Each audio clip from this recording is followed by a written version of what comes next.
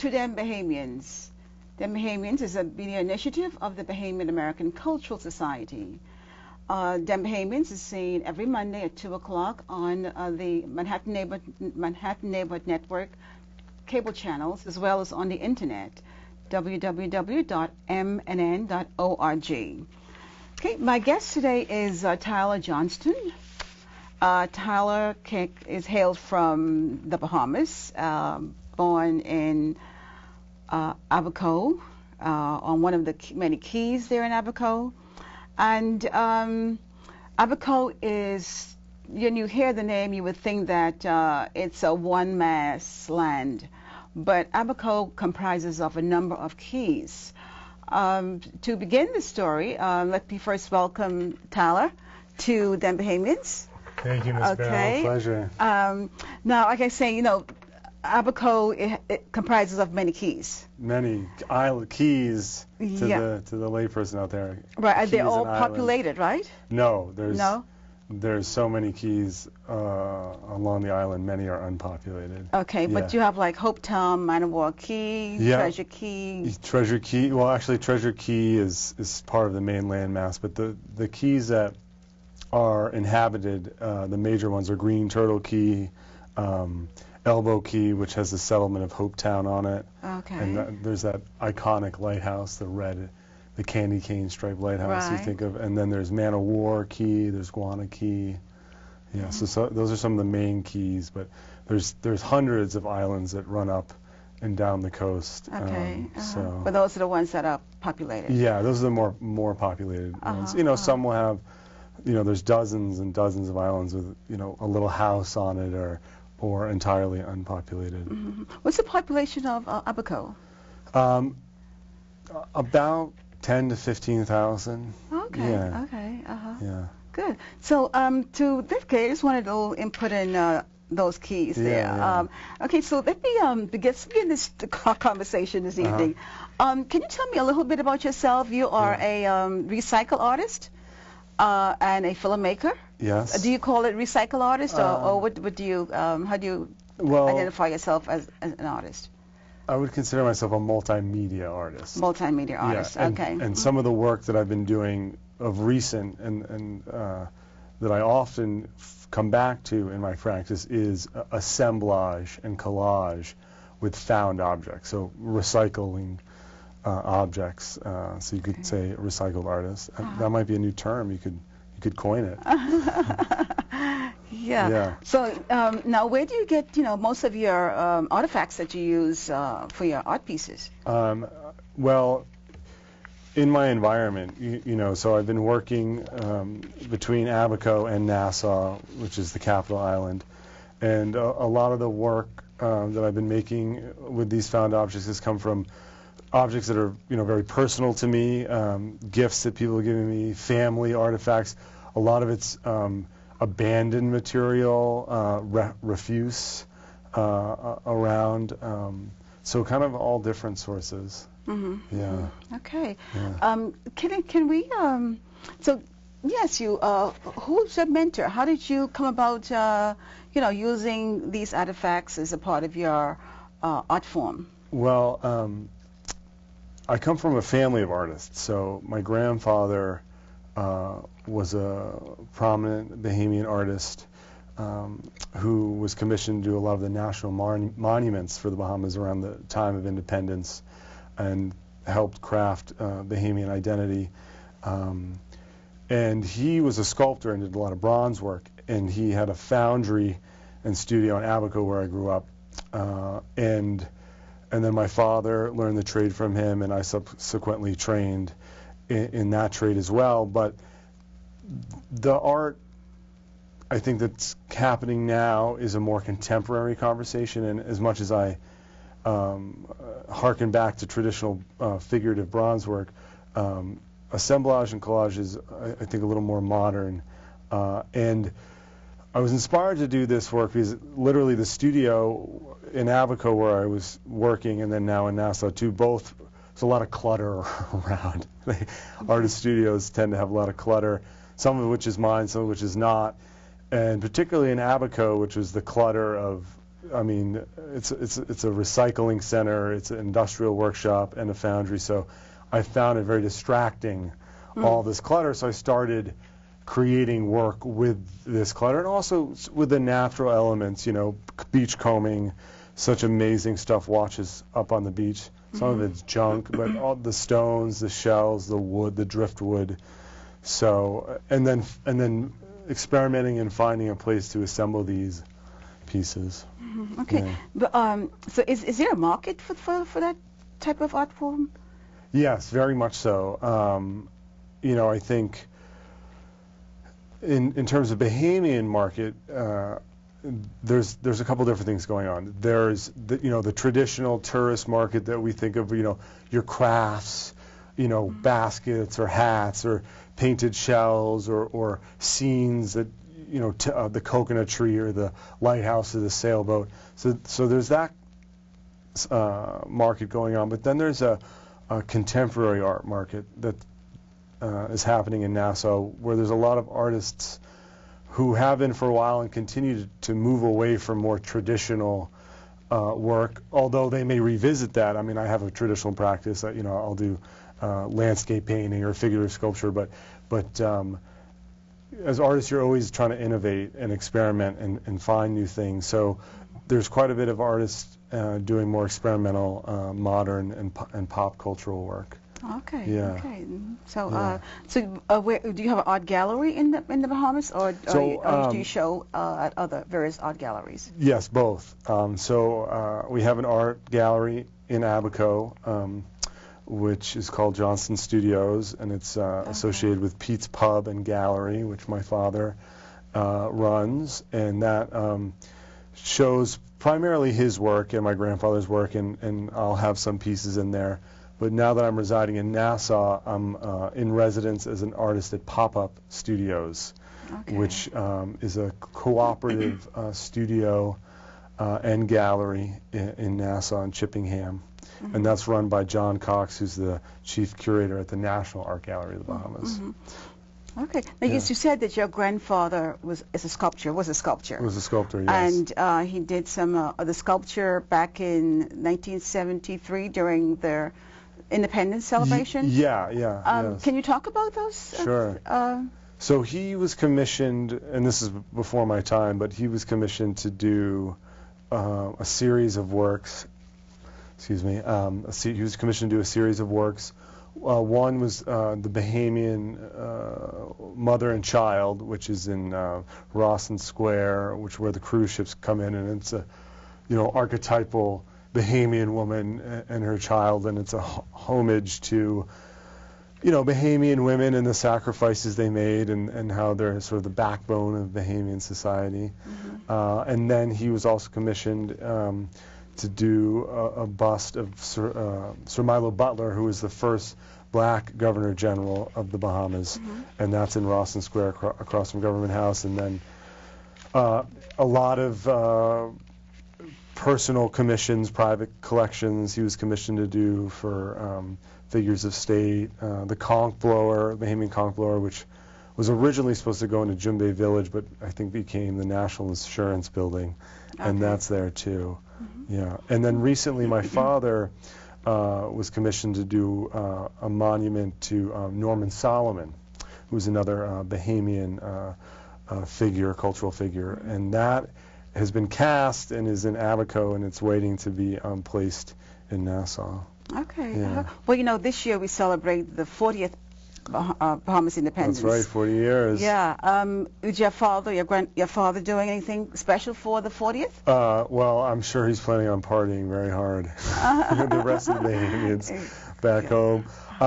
We're planning on doing a commemorative restoration of the Sir Milo Butler bust, which is in Rawson Square, which is the focal point right now of the celebrations. We have a picture of it. If anyone goes there, you'll see, there's a lot of fanfare around that area. So we're planning on doing a cleaning of the monument and a repolishing, sort of signifying the continuation of the icon and So that should be fun. We're also working on a commission that is in the works still for a life-size monument of Sir Lyndon Pinling, who, as you know, was the first black Prime Minister of the Bahamas for the new airport. Yeah. And talking about Sir Lyndon Pinling, there's a move to make his birthday, March 22nd, a holiday in the Bahamas. So, you know, things move very slowly. So, you know, it's nothing like it's another holiday. We love our holiday. We love our holidays in the Bahamas. I know. So let me ask you. Talking about recycle or multimedia artists, are there a lot of you know, artists in that field today? I know there's a lot of visual artists that's are coming on the scene. Are there a lot of artists in that multimedia arena? There are. I think many of the contemporary artists practicing in not just in Nassau but globally, but I know particularly in Nassau. You know, to call yourself an artist, you're not just a painter or a sculptor. You are a multimedia artist, and some of your work is going to be assemblage and collage. Some of it's going to be painting. Some of it's going to be performance. I think artists now are moving across mediums, depending on, you know, a particular theme they're working on or a particular medium. So yeah, I think that's a very pertinent contemporary conversation that's happening in art. And although assemblage and collage has been happening for a long time, but I think a lot of contemporary Bahamian artists aren't stuck on one medium. They'll work throughout different mediums. Okay. Well, I know we have some pictures. Can we can you show us and tell us what we're seeing? Absolutely. Yeah. Okay. So let's have a look at some of your multimedia artwork. Okay. And you could tell us. So this is a show that is up right now at the Liquid Courage Gallery, which is run by artist and curator Tessa Whitehead.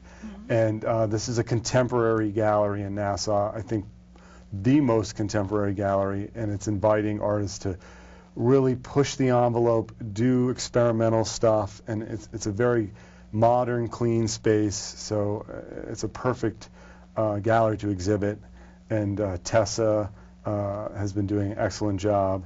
So this series of work is called Beg, Borrow, Steal, which is a phrase that the English writer Chaucer coined, which means by any means necessary. You know, so we've got to get it done whether we beg, borrow, or steal, man. So, these are reappropriated objects which I painted pink, and some are assembled in a sculptural form. Some are just left as the objects themselves. And each of these objects has a very unique story behind that, how I came into possession of the object. It was either given to me, borrowed, or literally stolen. These are some electrical pipes from pop-up studios. We had some plumbing and electrical work done, and those were in the refuse pile, and I thought they were very interesting. This, of course, is Sir Lyndon Pinling, which is a bust that I helped my father sculpt in presentation, and then I thought this is just, it's too iconic. I've got to put it in the show, so I added that to the collection. And I think the conversation I'm having here is, when you paint something pink, you rename it, you iconoclase it. You know, it's an act of iconoclasm. This is my license plate from Abaco. So it was a fun show.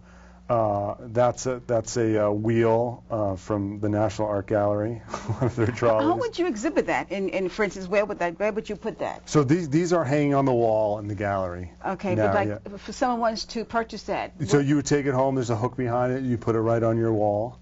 I mean, you could hang it however you want, but that's, I mean, once you buy it, it's yours. This piece was actually purchased by Miss Dawn Davies, who's the premier art collector in Nassau, and so I'm imagining she's going to hang it on the wall like that. Like something like that. Like what's the cost of that? Something like that. When for what? I don't want you put me on the spot. I don't want to say on television.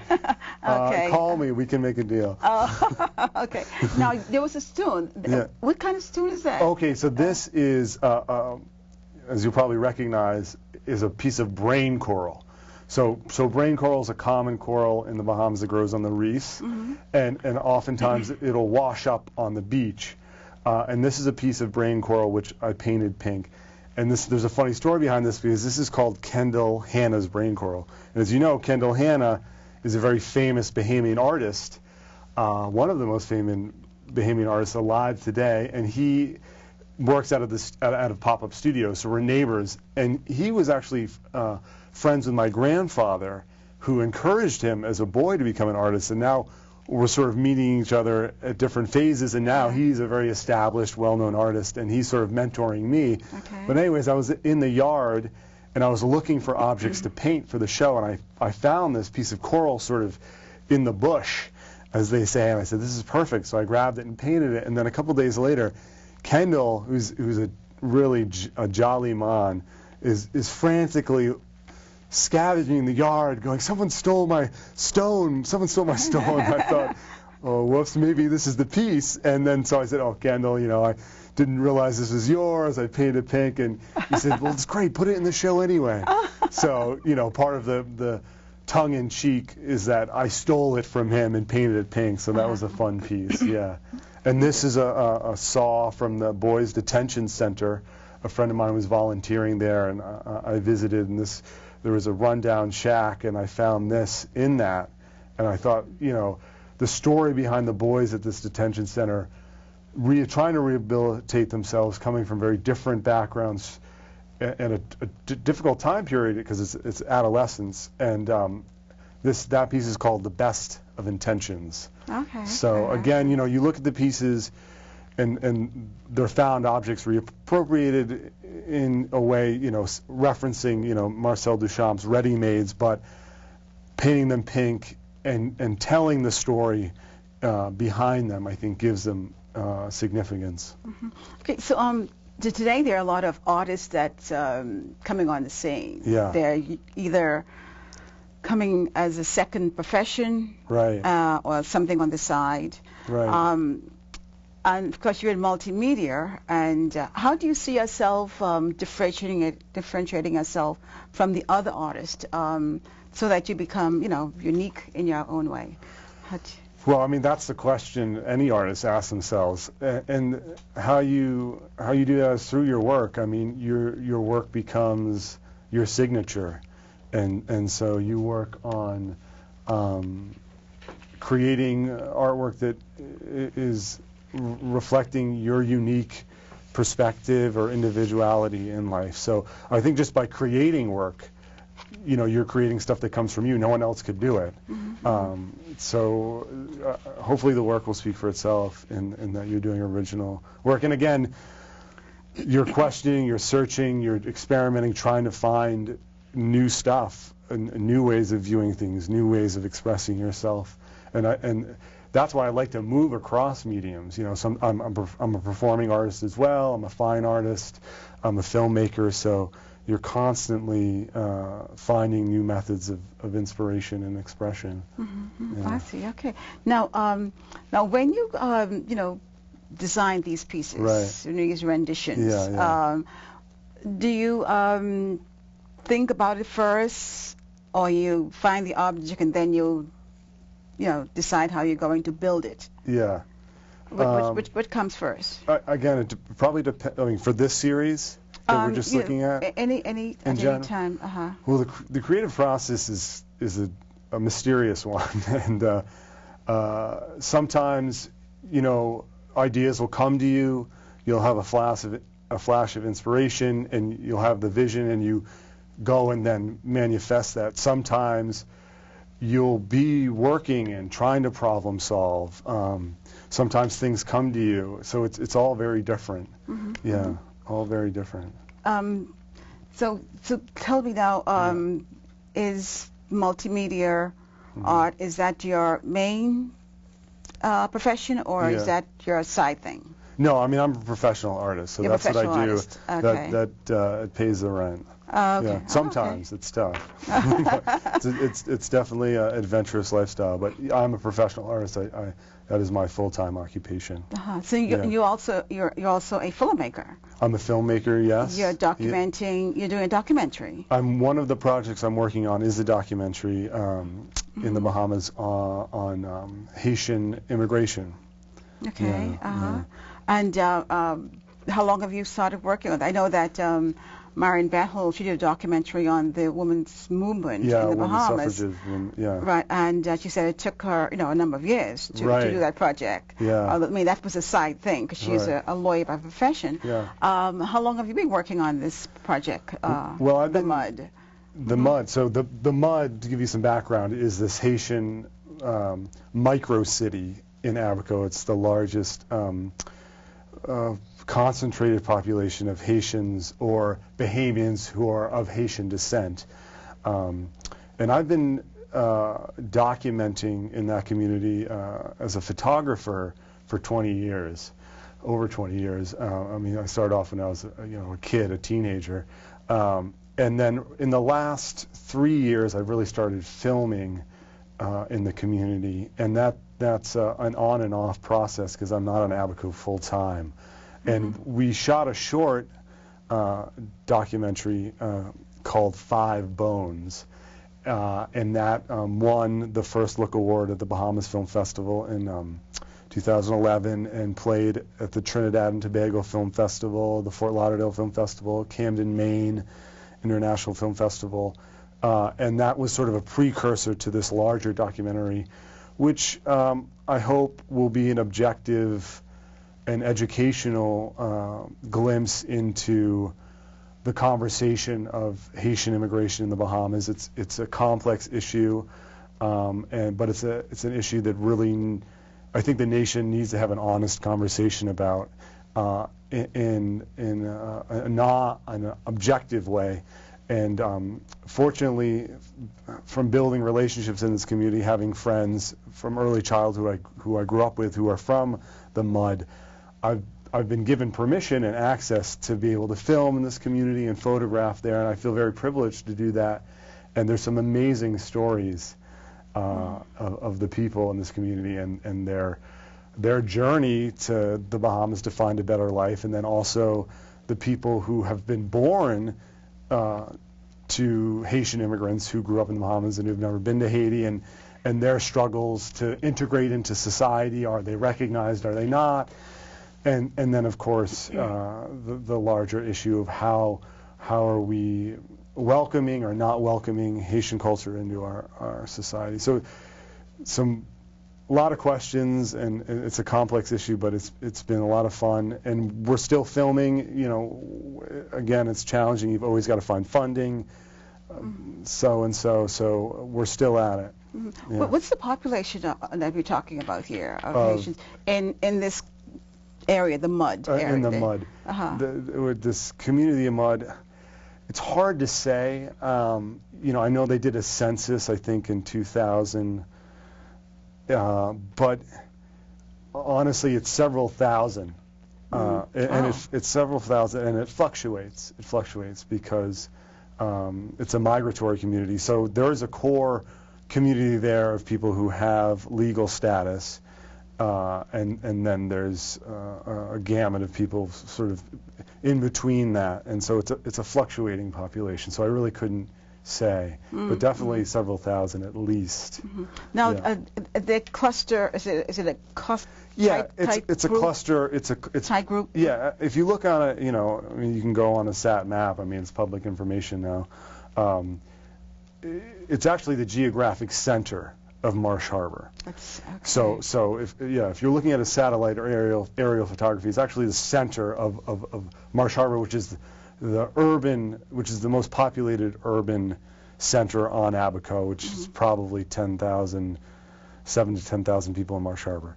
So it's a cluster, sort of. It's a shanty town, really. I mean, I don't like to use that term. It's sort of outdated. I think a contemporary term is a micro city, because it really is a functioning city, and it serves a lot of purposes for the larger economic community of Marsh Harbor and Abaco. So it supplies a lot of labor, to name one.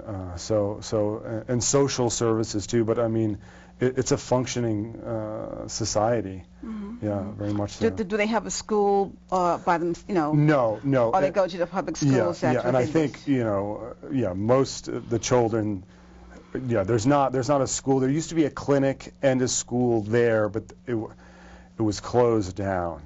I think there's need for a clinic, a health and educational clinic in that community, very much so. But no, not within the community. I mean, there's barbershops, there's stores,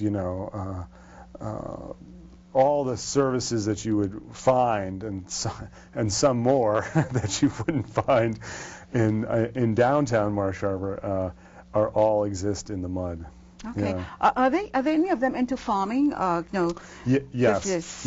In fact, you'll find bananas, corn, these little plots of land where they're growing food in the mud, and then also in the neighboring lots. Now, the issue surrounding this microcity is that it's on crown land or government land. So these are essentially squatters, and some private land. So it's essentially a squatters community of some people who have Bahamian citizenship and some who do not have Bahamian status, although they were born in the Bahamas, and then some illegal immigrants. So it's a very fluid and complex organism.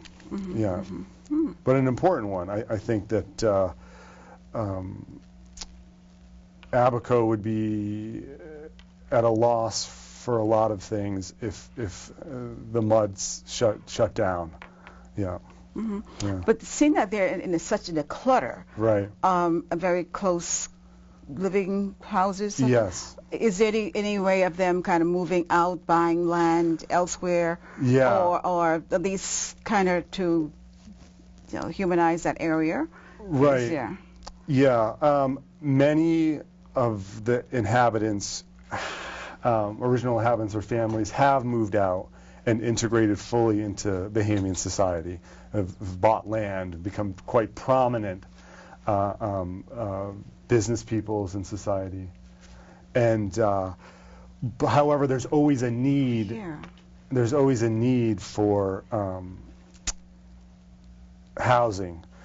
So when people move out, new immigrants move in. Because as you know, Haiti has a much higher population than the Bahamas, and people are migrating out of Haiti to find a better life for themselves. So yes, there's issues about sanitation and health and safety that I'm hoping will begin to be conversated in a more mature way in society, because it's easy just to dismiss this community as a slum, when actually some of these people down there have a legitimate business license. They have public utilities, and then some do not, and it's called the mud because it's a swamp and it does flood. So a lot of complex issues. I don't have all the answers to them, and that's not my job as a filmmaker. I think my job is to tell really interesting stories and then inspire people to conversate about it, and then Bahamian society can make a decision on how it wants to move forward. Yeah. What are some of the stories of the migration from Haiti to the Bahamas? What's some of the stories that they tell? Well, I mean, here in America, immigration is a big topic. Yes. It's a hot topic. Yeah, any country. And some of these kids came here as, a youngster. Yeah. 4, 5, 3 years old, and now they're, ready to go on to college, right. And, they want to take advantage of the scholarships that are available, right. or get the proper ID, or be able to take advantage of some of the medical care, get proper medical attention. Yes. So some of the plight that the folks here have is experiencing in the mud area as well. Yeah. So how, what are some of their stories? Well, I think it's a similar I think it's a similar story in a lot of nations. People immigrate to a country to make a better life for themselves. The Haitians that had come to the mud originally were squatters. I mean, and some people still, there's a lot of illegal immigration happening, some legitimate. But I mean, I hear stories of people coming in rafts and boats. I mean, floating for days. I mean, people really went out on a limb, and people die at sea leaving Haiti to make their way to the Bahamas. A lot of Haitians are sent back. I mean, there's ongoing immigration efforts to control illegal immigration. Of course, like in any country, it's so hard to. You're not going to be able to do that perfectly, and the policies are always being revisited, and how that can be done better, and what is our policy. Again, that's not for me to make up those decisions. I'm just trying to tell the story. So there's some amazing stories of people coming from Haiti in boats and rafts, some on planes too, and trying to make a better life for themselves in the Bahamas. Yeah.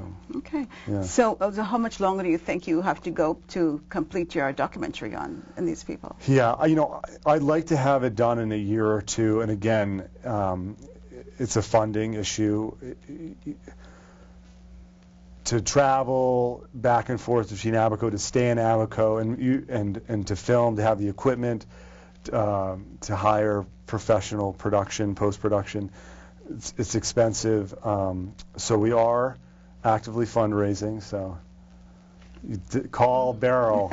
You can help us make this movie. We'll give you a producer credit. But we're sometimes these stories, you're documenting people as they grow up, or as the different phases in their lives, different stories, and we're trying to get a cross spectrum of people, immigrants who are just off the boat, people who are born in the Bahamas, never been to Haiti, but their parents are Haitian, their story, and sort of everyone in between. So it takes a while to develop these stories, but I would love to have this out in a year or two. Okay. Is there any one person that you have kind of, that you have traced over from the beginning of this documentary up until now? Is there any one particular person? Yeah, there's one gentleman by the name of Day, and I think he's in. We have a music video, and he's playing the drums in the music video. Okay. And I've been documenting Day for many years, photography and video, and he's been one of the main characters that we've been documenting, and his journey and his struggles as a Haitian immigrant. He's a really amazing character, very charismatic, full of hope. He's got 3 kids, all born in the Bahamas, and their stories of trying to make it and integrate into society. It's very inspiring. Yeah. How old was he when he came to Bahamas? Here he is right here. Okay, let's have a look at the video.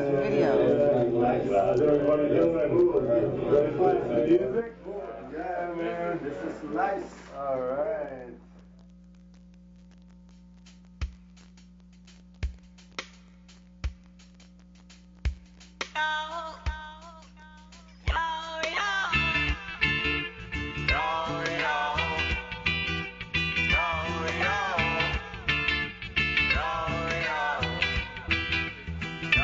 Change my ways, 'cause one of these days love are gonna come my way. I pray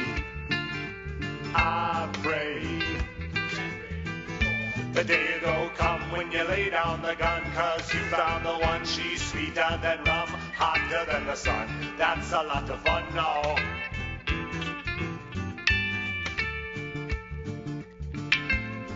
Don't wanna be a rude boy no more.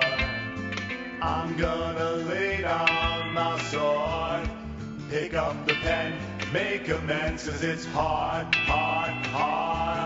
to live without friends. You got to change your ways, man. Tell them about it now. Don't wanna be a rude boy no more. Say what? Don't wanna be a rude boy no more. Come again now. Don't wanna be a rude boy no more. Change your ways, rude boy. Okay. Okay, so who are some of the ladies in the? Are they Haitian? Okay, so there's a scene in there where I'm dancing with two girls. Right. One's with a sombrero. There's a smaller, more petite girl, and then there's a very heavy set girl. So that's actually in the mud.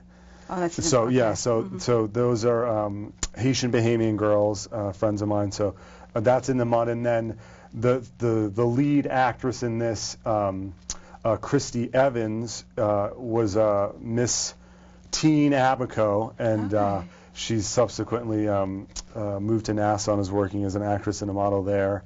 And she was fantastic on set, very professional, very fun, and of course very beautiful, which is why we hired her to play my girlfriend in the video. So yeah, and then Day Day is the drummer, and he's the guy who I'm dancing in the cave with. It was a lot of fun to shoot that. So that cave is in Little Harbor, and that was a cave that my grandfather and my grandmother and my father and uncles actually lived in for a time when they first settled in Little Harbor, because they came in on a sailboat and they kind of were camping there, and they made camp in this cave, and they built a stone oven to make bread, and that was like, real jungle style. Yeah, so yeah. I said, we got to shoot a scene in the cave. Okay. The old family living room. So they lived in, they came from England and... Yeah, well, they had been England to Canada to the U.S. to the Bahamas, so it was quite a loop. So my grandfather was Canadian and immigrated in the 50s, and my grandmother was British, and they settled in Little Harbor and were granted what's called Crown land, which is government land, and they homesteaded it, right. and eventually built a studio there and a home. Okay. Yeah. So they sailed from Canada? No, well they Sure. sailed from the States. Of the U.S. Yeah. Okay. Yeah. Also, their ship, or they were a passenger on No, another ship? their ship, which Okay. actually sank halfway through, and then they had to get on another ship. Okay. Yeah, and then once they got there, they bought an old schooner, which was called the Langosta, which was built in Abaco, and then that's what they sailed around on, and then they found Little Harbor and moved into the cave, and then the rest is history. Okay. So you're a musician. I am. And yeah. that's your band? Yes, So, one of my bands. One of your bands. Okay. Yeah. So what kind of music is that? Is that That's Bahamian music. Bahamian Rake and Scrape? Child. It's Rake and Scrape? No, so that's not Rake and Scrape. And Okay. that's more, I would say, more influenced by Jamaican reggae and American pop, but has elements, you saw the stand-up bass, one-string bass, and the conga. So I think that's a contemporary effort at creating a new Bahamian music. We've had Rake and Scrape, we've had Junkanoo, but there's a sound that was in me that I needed to come out, and that was it. So certainly influenced by Junkanoo, by Rake and Scrape, and if you're in the conversation of Caribbean music, you can't ignore the influence that Jamaica's had on Caribbean music as well. So are you? Can we find you somewhere in one of these hotels, or where do you play? Well, right now I'm more of a studio musician, and I'm working on an album. That's a demo song and video that you saw. So I'm hoping to have an album out this year. Okay. And it's gonna be hot, man. Okay. Yeah. So you have the bass, guitar, and what are the other instruments we're seeing? Well, in the video, there's bass, there's conga, there's maraca, shakers, and then me playing guitar. But actually, that's a studio song that I recorded and was produced by Joe Sumner in Los Angeles. And so Joe, I came to Joe with the lyrics and the rhythm, and he helped me produce it, and I'm very thankful for him. I'd like to do, in fact, after I leave New York and I'm back in Nassau, I'm recording with a local musician who runs a studio, and doing some more acoustic stuff, which I'm excited about, and incorporating more of the traditional junkanoo rhythms and rake and scrape into that. Yeah. Look, talking about your art, your multimedia art, Right. how do you see that fitting into today's history of the Bahamas? Well, Nassau is experiencing a cultural renaissance right now. A lot of Bahamians who had access to go away and get training and education are returning, which is great. We need that. And so there's all these artists and musicians and business people and doctors and lawyers in my generation coming back to the Bahamas, and it's creating this very exciting time where there's a lot of energy, there's a lot of momentum, and everyone's talking about what is Bahamian culture. We don't know. I think it's changing. The old time Bahamian culture, I think, unfortunately, in a lot of ways, has been lost. The old fishing, the folk music, the ring games, the craft, Rake and scrape music. Rake and scrape, yeah. Goombay and Junkanoo. Yeah. I mean, back in the 50s and 40s, Nassau was, it was the spot to be. I mean, all the top performers, Harry Belafonte, Sinatra, the whole Rat Pack, they all played there. I mean, at the Cat in the Cradle, over the hill. I mean, Nassau was a very vibrant cultural phenomenon, and that changed, and I think we were heavily influenced during, and I'm not a historian, so I mean, this is my very limited perspective on it, right. and a lot of this happened before my time, but during independence, it was a cultural upheaval, and now we're settling back down to a point where we're going, well, old Bahamian culture isn't exist anymore, and we're getting all these influences from the States and other countries, and which is great, but how do we pick and choose what we want and create an authentic Bahamian culture? So it's exciting because we can actually create that as cultural workers. So everyone's excited about that. There's a lot of neat music, a lot of neat art coming up. Particularly the fine art scene is really strong. The National Art Gallery of the Bahamas, the new director, Amanda Coulson, who's had a lot of international experience, is really raising the bar and getting Bahamian artwork out there on an international level, which I think needs to happen. A lot of young Bahamian artists coming out of College of the Bahamas doing some really exciting work. Pop-up studios, of course, which is this incubator for Bahamian artwork. So it's exciting. And who knows? I mean, it's evolving. In 2 years, we'll have created this new body of work, and we can say, well, maybe this is Bahamian culture. but did you think that Rake and Scrape is there? Something Right. that now the old they think it's an old age music. Yeah. But a few weeks ago, Puzzle was here. Yeah.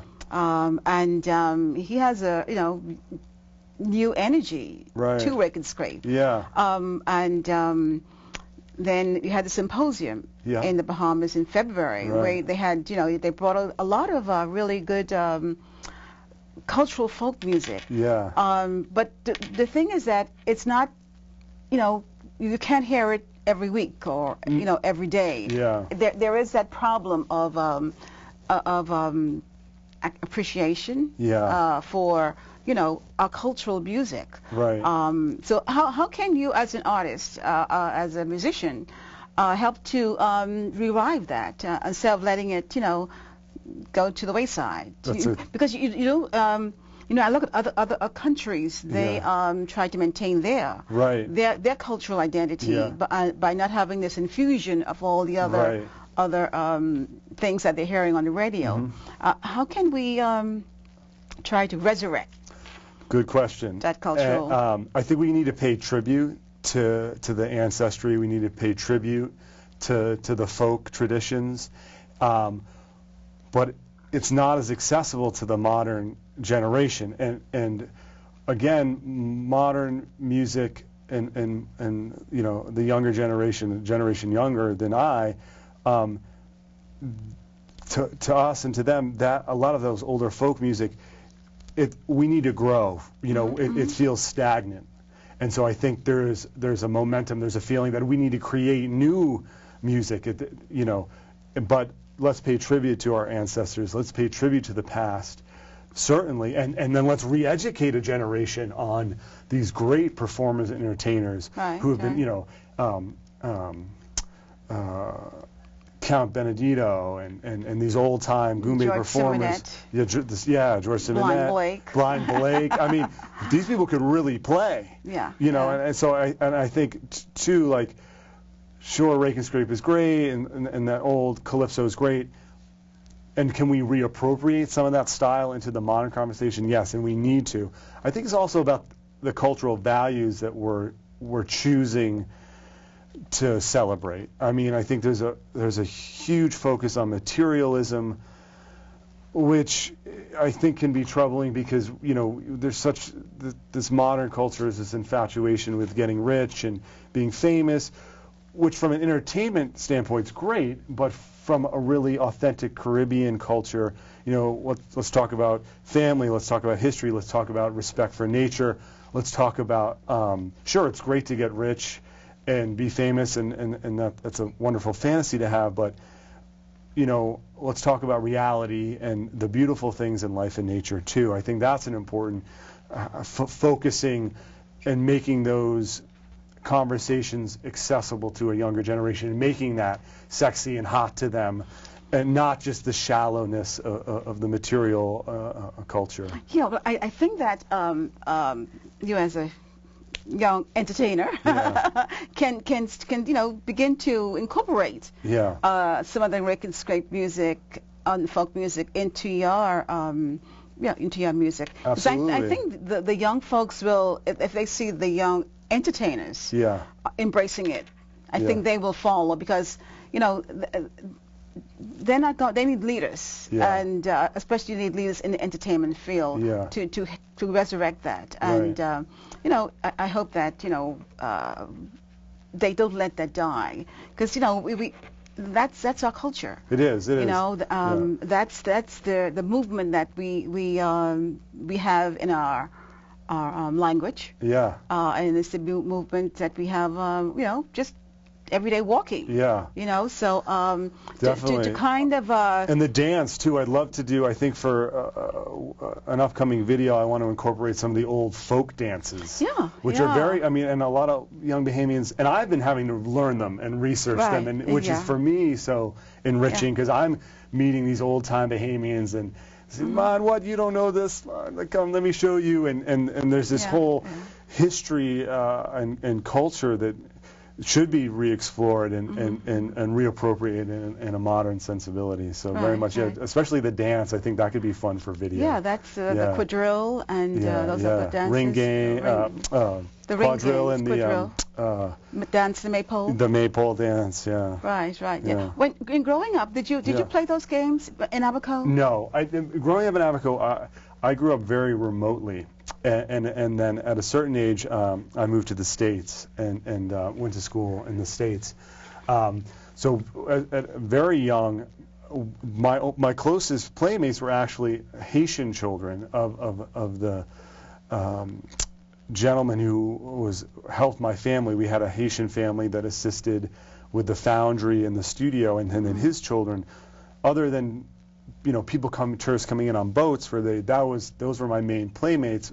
So I think that's why I really had an affinity to this Haitian, getting back to the Mud documentary that I'm working on, is having access to that community, and those being my first playmates. So we didn't have a lot of access to the larger Bahamian society because we were so remote on Abaco. And it's when I got older and wanted to get back to my roots that I've been learning and delving back into the history of these things. When I visited Abaco a few years ago, I find it a really vibrant, community. Yes, they depend on tourists. But the ladies whom I met and gentlemen whom I met, they were really gung-ho to move to the next level, on the cutting edge with, their ideas and into tourism and the chefs that I met. Yeah. They were, great food on Abaco. Yeah, Pete's really. Pub and Gallery, the freshest. That's my little pitch there for my dad's bar. Okay. Yeah. Where's that? That's in Little Harbor. A Little Harbor. And that's okay. actually it's become quite a tourist spot. I mean, it's the studio's there. It's a fantastic beach bar. It's a lot of fun. But yeah, Abaconians are very industrious people. Boat building, farming. It's a quintessential small town feel. Everyone knows each other. People take care of each other. A close-knit community, even though it's spread out over different communities. I mean, it's a small population, so it's a wonderful place, very much so. Yeah, they have a lot of hotels. Yeah, or motels. On every key there is a hotel. Yeah, and I mean you could rent a little private villa from a family and have a very authentic mom and pop experience. Or, I mean, there's some 5-star resorts there. I mean, the Abaco Club at Winding Bay, Schooner Bay is a development on hand. Kind of the whole gamut there. If you want to just go and bonefish and stay in a little romantic shack, or have a little romantic holiday on an island by yourself, that's great. Or if you want to be pampered and you want to be on a golf course and have fancy cocktails and a massage, that's there too. So well, I mean, we talk about people being very energetic and wanting to go on the cutting edge. Abaco was the only island who wanted to secede from the Bahamas, where they became independent.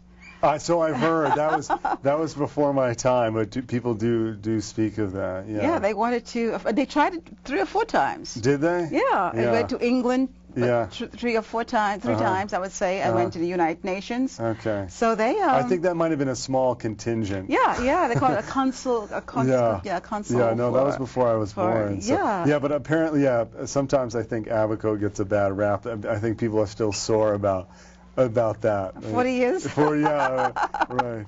But no, we're very much part of the Bahamas. It was just, I can understand those people at that time. Yeah. Because I'm sure they were just like the loyalists who came to Bahamas. Right. After the Revolutionary War in 1783. Yeah. They didn't want to become Spanish. They wanted to remain loyal to the British. Right. So they left and went to all the other Caribbean islands. Yeah. And a contingent of the loyalists went there. Yes, there was. Yeah. So I can see, the descendants of those loyalists feeling that, my ancestors, moved from East Florida to the Bahamas. Or in the Carolinas too. Yeah. It's interesting because, I mean, the Bahamas is still, it's independent, but it's still a Commonwealth, so it still pays a lot of tribute to England. To Britain. And then also we're very influenced culturally by the States. Yeah. But Bahamians, many Bahamians were a mixed race society, are descended from Americans. Right.